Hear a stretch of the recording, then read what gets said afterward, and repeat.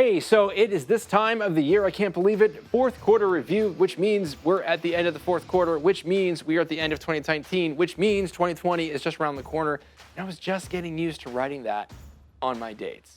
So let's jump into it.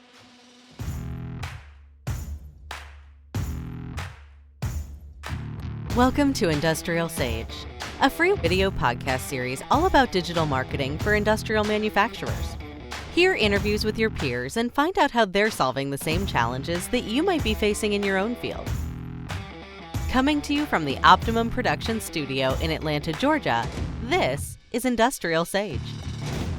So fourth quarter, again, man, I can't believe it. If you are anything like me, which I'm sure that you are all experiencing this, it has been nuts. And so I was going over, like we do every quarter, all the previous episodes that we've had. And man, I completely forgot about all these great guests that we had and a lot of great insights. So we're going to do a quick little recap. And I know that you're a loyal listener or watcher, so this isn't really for you. This is for the person who's coming in and, hasn't really been paying attention. No, I'm just playing. There's nobody like that. So anyways, here we go. So we're going to talk about, the first one was, we talked with John Joyce. He's from Brennan Industries. He's the global marketing director. And we talked about creating content that meets buyer needs. So John, actually, I found him, he spoke at a conference that Content Marketing World had put on. There was a subset for manufacturers and industrial companies. And I am planning on going to that next year because I'd love to meet these companies and hear more. But I saw a teaser they had online from a presentation that he gave, and I thought it was absolutely fantastic. So I said, man, we got to get you on here. And man, he delivered, gave some great insights about their blogging strategy and how they're going about creating content to really drive the needs of the buyers. In a super short nutshell, the difference is instead of trying to go out to where the customer is and interrupt what they're doing and get their attention, you try to be a source of knowledge, a place they go to when they're looking for information about your products or things related to your market. So we just started on square one, with a blog, putting content out there. And one of the things I said in my presentation, I showed a graph that showed our growth, and it was an exponential type graph where it starts out real low here and it goes like this and then goes like that. And the reason why I showed that was to show that it took like a good year and a half before we really got any kind of momentum or traction off of our content marketing program.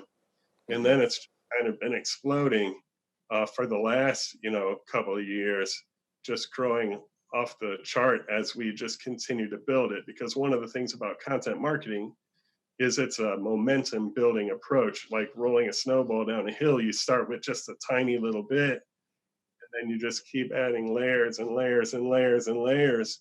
And that first tiny bit doesn't go away. It's still, those first things are still bringing people in, and it's still converting leads.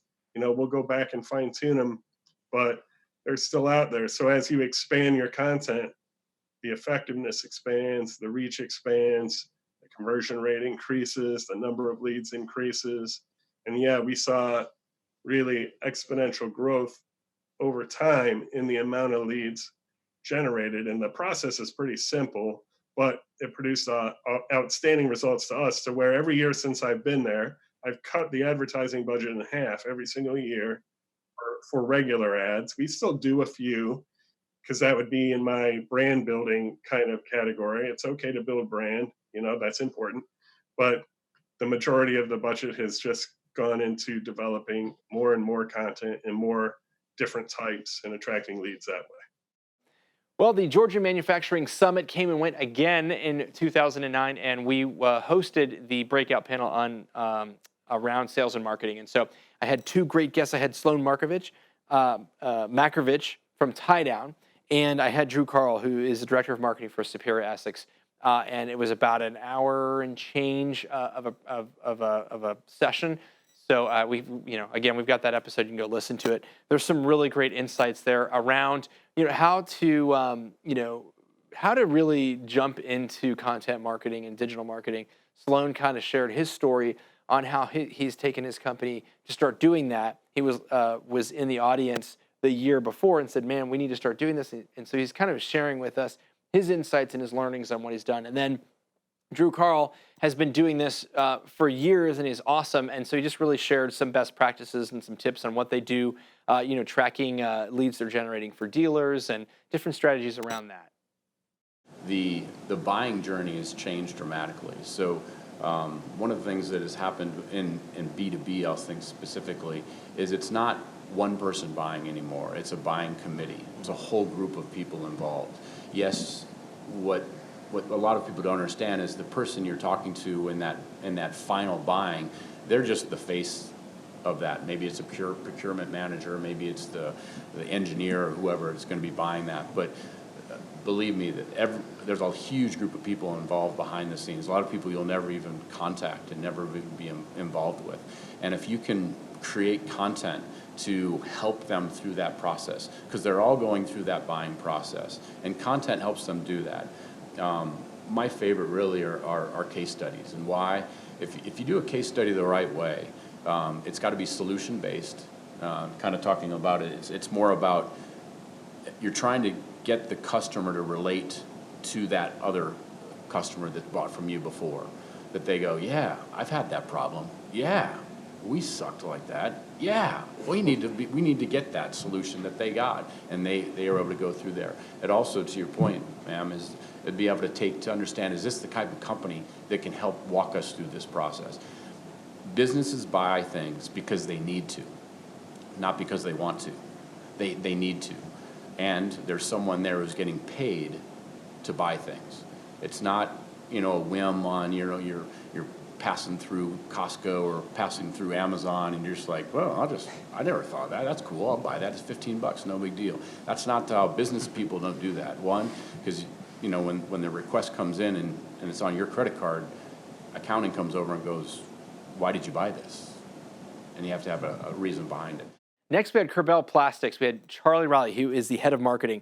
And so we really talked about how to really mine and find great content that maybe is right on your nose inside your organization. So if you are a listener or subscriber to Industrial Sage, you know that content is super duper important, and it's going to be even more important. So how do you find great content, and where is it? Well, it may be actually right under your nose, and it may be super easy to find. So listen to these couple little snippets that might help you to uncover some of these hidden treasure troves.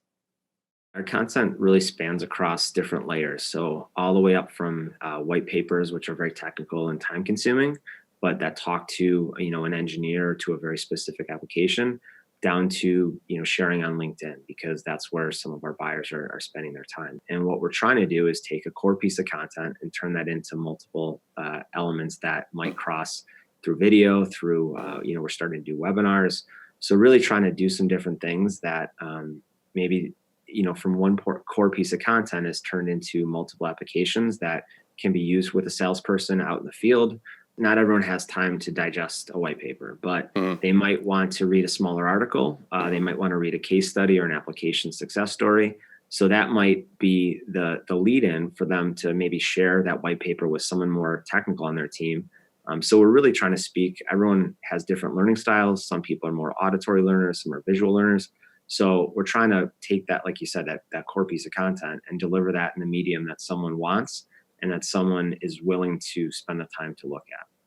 Next, we had Kevin Brown from LeadSmart Technologies, and he is the co-founder and CEO. And we talked about, as I read here on my list, solving lead execution issues that create the black hole lead crisis. So essentially, we really talked about that there's a gap that sometimes you go to a trade show, you generate leads, they go into a spreadsheet, and you're going to follow up with like the top 5 or so, that the hot deals, and then everyone else just kind of falls. And you're like, where are they? Well, he talks about how to really get around that and some tips and strategies on making sure that your leads don't fall into that abyss.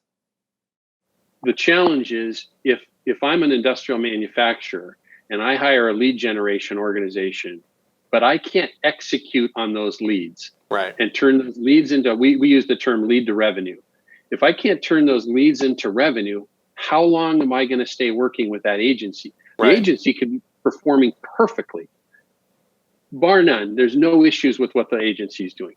But if I don't have the ability to put that through my network and turn those leads into dollars, how long am I going to keep that group around? So next we talked with Vidyard, with Tyler Lassard. He's the CMO over there, and we talked about really rolling out video and not just your marketing, but also using it as a sales tool and sales enablement. It's a really hot thing right now. We talked about some practical steps on how to roll out with it, and really to get your account managers and your salespeople to use, not only like use video, but to create it themselves, to really create better engagement and be able to connect more with your buyer and develop a relationship through a digital channel. The fact of the matter is, if you can visually explain something and actually show a person, hey, this is what I'm talking about, or this is how our product could help you, it's more memorable, it's quicker and easier to consume, and it's more likely to get you that conversion you're looking for. That general trust is at an all-time low, right? Spam messages and digital noise is at an all-time high. And in order for us to break through the noise and to really earn trust, we need to start doing these things. And so I think the real question is, what's the risk of you not trying things of this nature? And as you think about that, and if you say, okay, well, yeah, you know what, maybe we should try it, then you go, but how do I do it in a way that I'm confident is, going to be perceived well in the market, and that, my reps aren't going to go off the reservation and do something really weird? You need to think about, how do you educate your sales reps, give them some ideas, give them some guidance, much like you did with email, much like you did with cold calling, right? Like the first time they started making cold calls, it was unnatural for them. You were afraid to let them on the phone. But video is the same. You got to think, okay, this is another evolution. And we got to think about, how do we learn? How do we make it ours? What kinds of videos make sense? What kinds of visuals should we try to incorporate? Give them a little bit of freedom, but also give them some guidance. And that can go a long way. But it's not going to be your first video is going to be your worst one, right? And your second video is going to be your second worst one, but you'll get better, just like you did at cold calling. And I think everybody just has to start thinking in this manner today. You can write emails, you can create documents, you can create PowerPoints. You have to be able to create video too. It's just the world that we're in now. All right, and that is it for the fourth quarter review. So, hopefully take a couple little nuggets and put that into your strategies for 2020. It's going to be a really great year. We're super excited about it. I'm sure that you're super excited about it. And we just want to wish you a very, very, very happy new year. And we're looking forward to coming back and crushing it in 2020. And we hope the same for you.